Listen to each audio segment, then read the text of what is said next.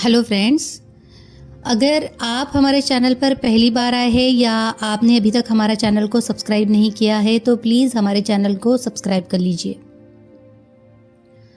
नाई ने कहा कि मेरा चौथा भाई काना था और उसका नाम अलकूज था।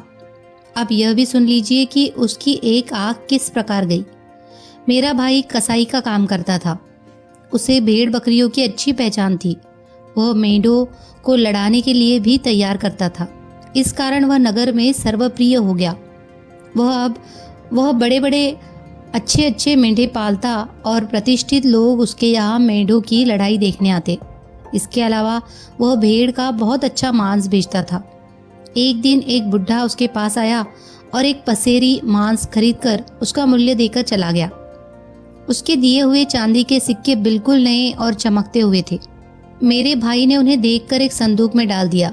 वह बूढ़ा 5 महीने तक इसी तरह आता और उतना ही मांस रोज उसकी दुकान से ले जाता रहा और बदले में उतने ही रुपए रोज दे जाता रहा।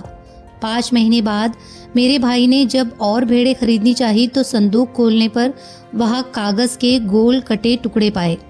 यह देखकर वह अपना सिर पीट पीट कर रोने चिल्लाने लगा।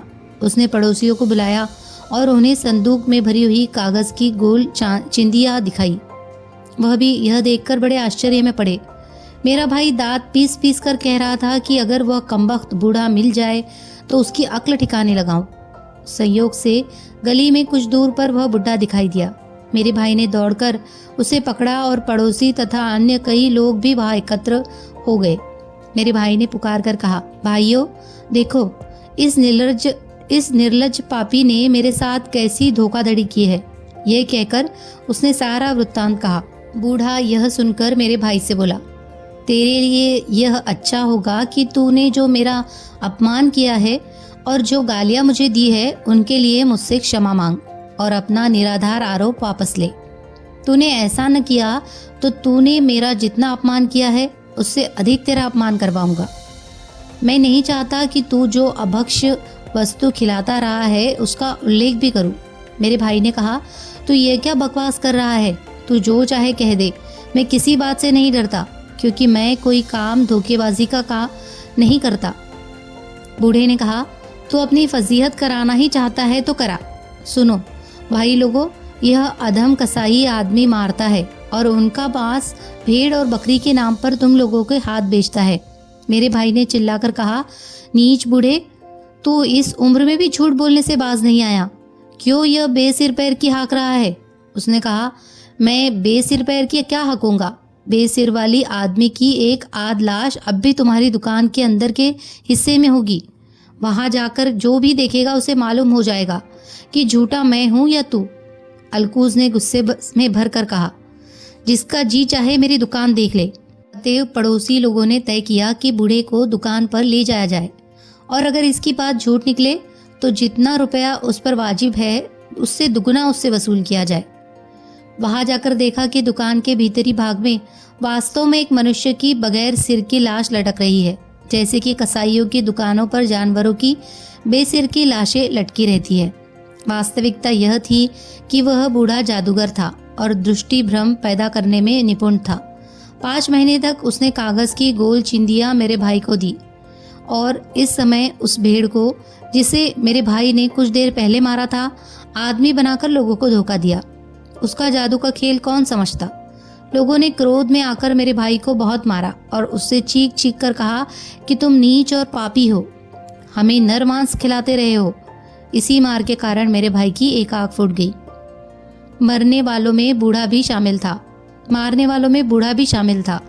उसने मारपीट पर ही मामला खत्म नहीं किया, बल्कि सारे लोगों के साथ मेरे भाई और उसकी दुकान में टंगी हुई लाश को लेकर काजी के यहाँ पहुंचा।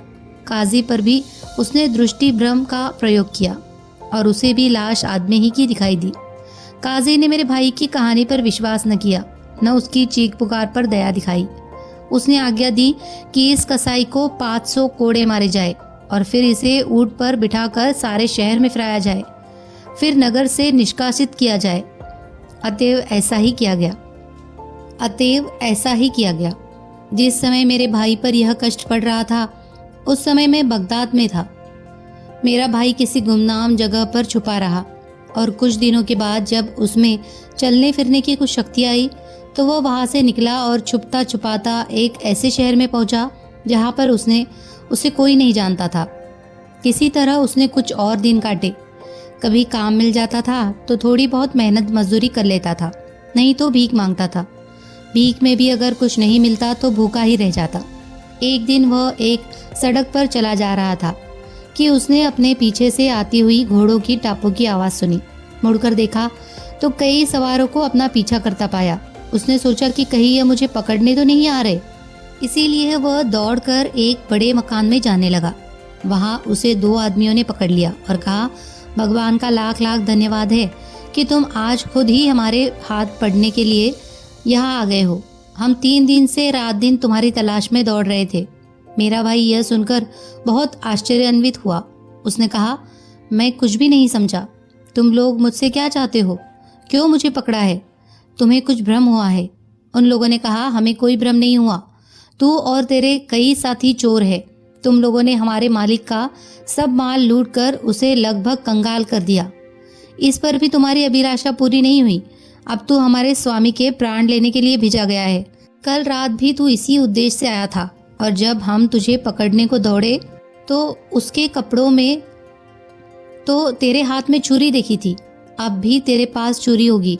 यह कहकर उन दोनों ने मेरे भाई की तलाशी ली तो उसके कपड़ों में वह छुरी निकल आई जिससे वह जानवर काटा करता था।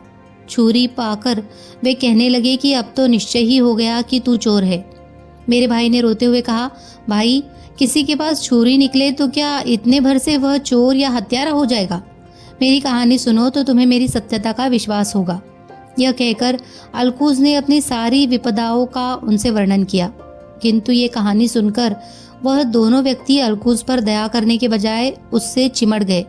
उन्होंने उसके कपड़े फाड़ दिए और उसकी पीठ और कंधों पर पुरानी चोटों के निशान देखकर बोले कि इन निशानों से मालूम होता है कि तू अपराधी है और पहले भी मार खा चुका है।